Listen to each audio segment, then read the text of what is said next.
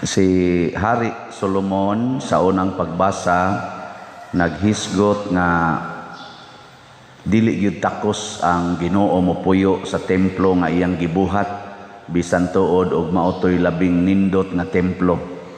Kining atong simbahan og ikumparar sa templong gitukod ni Solomon, muraranig sagbot bati kini tan-awon. Kadto gagilak-gilak sa mga bulawan, 40 pag yung dakua. Ang grabe gid ba? Pila to katuig lang himo ato, dugay kang himo tungod sa kanindot. Pero niingon gyud si Solomon kay tungod kay nakadawat man siya wisdom, nakasabot siya nga ang Ginoo murag imposible nga mopuyo og lugar nga hinimo sa tao. Kay gani ang langit nga hinimo gito sa Ginoo dili pa man gani igo nga kanabang makapapuyo sa Ginoo. Dako ra gyud kaayo ang Ginoo ikumparar sa langit ug sa yuta. Unsa nakaha kun anhi sa tinukod lang sa tao. Murag ambisyoso ra kaayo ta. Motong mapaubsanon kay si Solomon nga mihangyo, pero Ginoo bisag ingon ani ni ibaw man kung gamhanan ka, bantay kining maong templo. Unya ang mga tao unta nga mutan-aw dinhi, muampo nganha nimo pinaagi aning maong lugar, imo untang paminawon og imo sang bendisyonan. Og mao ni ang atong gisunod nga mapaubsanon tang muhangyo sa Ginoo, dili ta magpaka-arogante. Kana bang murag mo diktar tas Ginoo nya kung di pa gyud ihatag magmahay-mahay pang dayon pag-ingon nga sam ning Ginoo ay di man ta paminawon ana. Unsa man ka Lord wa ka kakita sa akong kahimtang ana. Di ba naman wa mo anang batasana? Sige kag simba nya imong banan nangabit di ay. Nya ampo kag maayo nga di na gidunta siya mobalik siyang kabit napun-an hinog ikaduha. Unsa may resultis Ginoo? Sige kag simba, palit pa kag slot, hug pa ka dinis kolekta, dagko kayo. Nya pag board exam nimo, hagbong dayon. Orang imong anak baka ni board exam, hagbong dayon. 40 pa gid niyang tuon. Unsa may atong isulti? Yaw-yaw ka. Mahay. Pari, sige baligyag slot, way ni palit. Yaw-yaw. Mahay. Wa tay angay oy. Dili kita angayan. Muna niingon man diri pagsulti sa atong kuan kaning atong tubag sa Salmo.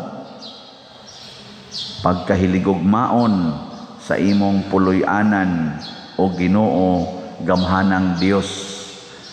Higugmaon ra gid nato ang iyang puloy-anan. Di ta mo undang kay na may uban yun, di na kong simba eh. Wa may ipik. Wa man ay Ginoo, may pag sunod taring way Ginoo ni asinso pa. Sige simba, way nahimo eh. Ana, biyaan na nimo. Higugmaa lang gina ang puloy-anan sa Ginoo. Nya sa atong ikaduhang sa atong ebanghelyo, si Kristo doon na siya buot ipatinaw unsaon nga mapaubsanon ta atubangan sa Ginoo samtang muanha tas templo. Kinsa man ang taong mapaubsanon? Kinsa man na siya? Para ni Kristo ang tao nga dili tigpakaaron ingnon. Dili ba tigpakaaron ingnon? Ang taong pagarbuhon tigpakaaron ingnon na ang taong mapaubsanon muangkon ginas tinuod, musaksi ginas kamatuoran. Melingi ana imong tupad. Ina matinud-anon ka. Ina. Mura ba na isagad nako dayong example. Kanang imong buhok tinuod na. Kanang imong kilay tinuod na. Kanang imong naong tinuod pa na o nagpakaron ingno na lang ka. Ano ba? Kay daghan na to tigpakaron ingnon na ay dalaga murag minyo siging patukhang sa uyab ug sa kabit. Naasay minyo, murasag ulitaw, siging panguyab. Di ba? Di gyud matinud-anon ba? Naipare, murag ulitaw, patsoy-choy. Yan, nato dayon. Nguyab dayon. Tangbutang pagdagkong alahas ngani ani. Murag drug lord ang now. Nya pare di ay. Ano bang? Di ta magpakaroon ingnon nga kuan. Nasa mga tiguang patina-tinas buhok aron batan og naong nya tiguang og linaktan. Ano? Ay ayaw pagpakaroon ingnon. Ano bang tinud-anon ta ba? Nya kinsa may matinud-anon be para ni Kristo kanang maminaw og magtuman sa sugo sa Ginoo kay matud pang Kristo kabutig pakaroon ingnon mo. Sige mog simba pero ang sugo nga inyong gituman ang sugo sa tao dili ang sugo sa Ginoo. Sugo des Ginoo magpalaygit ka. Sugo des Ginoo nga mangiskis mong kilay. Sugo des Ginoo nga mangural ka. Sugo des Ginoo nga maningil ka ng utang. Sugo des Ginoo nga ikihan ani imong silingan nga ning lapas sa imong agianan. Ha? Sugo nas Ginoo. Mao na. Ingko di sa nooy unfair sana. Kinsa lagi gasugo nimo? Sige, unfair. Kinsa may imong gibasihan na unfair? Para maguna pa beauty father. O sige, pa beauty. Kinsa may imong gibasihan nga pa beauty na, nga beautiful ka ana. Di ba? Doon na bayay ikaduhang klasis templo nga gihisgutan ang atong Biblia nga gisulti ni Kristo, gisulti ni mga apostoles. Wa ni gisulting Solomon. Kaya pa man siya katugkad ani. Pero pag abot ng Kristo, si Kristo na mo inisulti ani. Kinsa may tinuod nga templos Ginoo nga adto siya gyud mo puyo. Ang atong lawas templo sa Ginoo. Si Solomon miangkon bisag nindot kay ning templuha nga akong gibuhat sige kog ampo ug unsay akong ipamutang dinhi pero di pagid ni angayan. Basin baya kita gasige tag panindot sa atong lawas pero ang Ginoo di ay nagsigig ingon bati ang imong templo. Giluod ko sa imong templo. Ngano man kay ang atong kasing-kasing masinupakon. Hinomdom mo sa templo katong gahapon, di ba? Di man gibutang ang Ginoo katubang arkas kasabutan. Wa man siya gibutang bisan diin lang sa templo. Dunay butanganan didto sa labing balaang lugar diin ang kirubin nagpandong sa iyang kamot. Sama aning ato ba, di ba? Na diha ang tabernacle ni adinhi ang altar. Kamo naara mo diha. So kanimo ilabing balaan nga lugar kay anhi ko dinhi ang Ginoo mahimong buhi. Kining gabi sa patyonon man pero ang Ginoo dinhi mabuhi. Anya labing balaan sa ato sang lawas isip templos Ginoo dili pwede ang Ginoo ibutang lang nimo sa imong dapit sa imong tiil sa imong lubot sa tungtong nimo o ang Ginoo ni pili og labing balaang lugar sa atong kinabuhi o sa atong lawas unsa man ang kasing-kasing. Gusto siya ang heart maoy limpyo. Sige kag serve diri simbahan nya gakusmod imong naong. Unsa man na? Kumusta man imong kasing-kasing? Nindot? Sige kag simba dinhi. Unya sige lang sa kaditong pangasaba, yaw-yaw sa imong mga anak, mamalikas pa. Kumusta man imong kasing-kasing? Mo na imong dadod dinhi. Mo na imong papuyas Ginoo. Ana? Sige kog dupa-dupa diri. Nya sige sa dekong kasuko sa Kristan.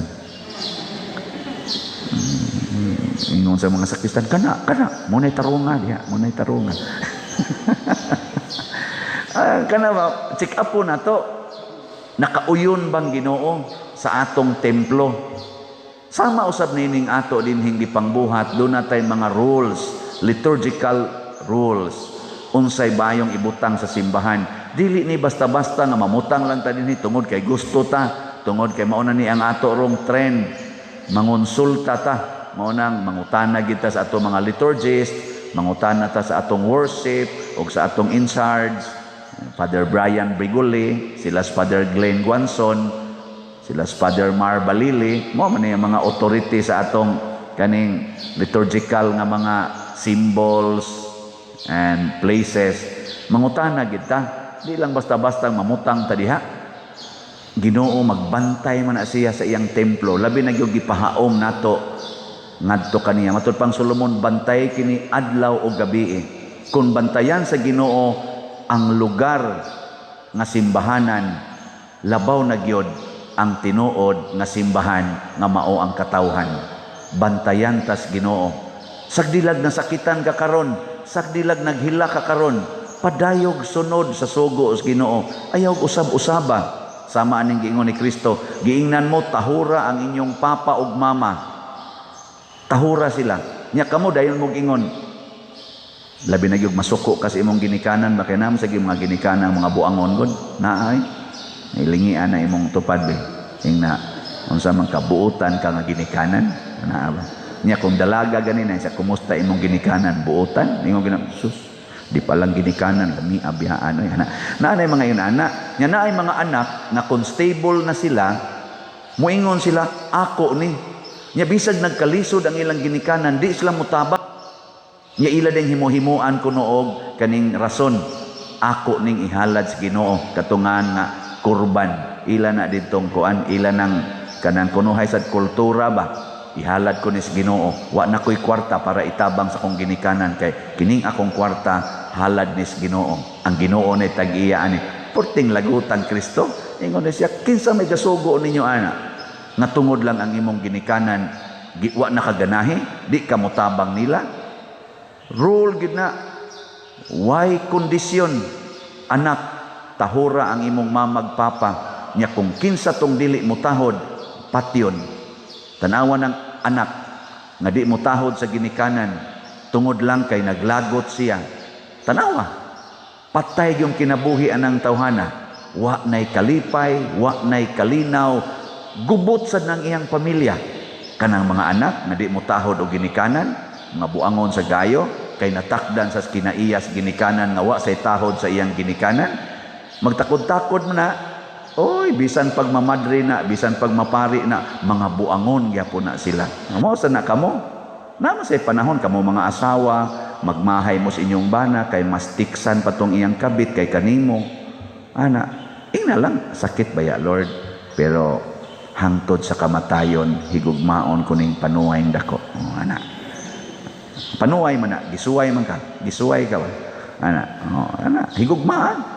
Kamo sang mga bana, inyong asawa, siging yaw-yaw, mura na lamog anak, mura na lamog dili bana, ay, ina lang sakit ba ya Lord?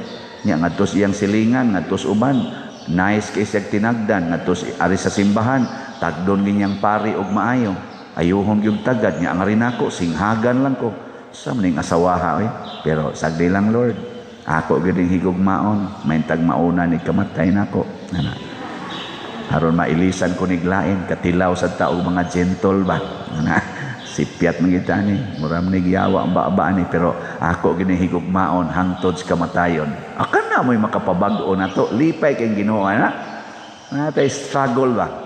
Ano? O mo na'y makapanindot sa atong templo, nga ang mga anghel, moingon dayon, in relation to us, pagka, sa to? Hiligugmaon sa imong puloy-anan o Ginoo gamhanang Dios. O, nindot kayo. Yes, nindog na ta.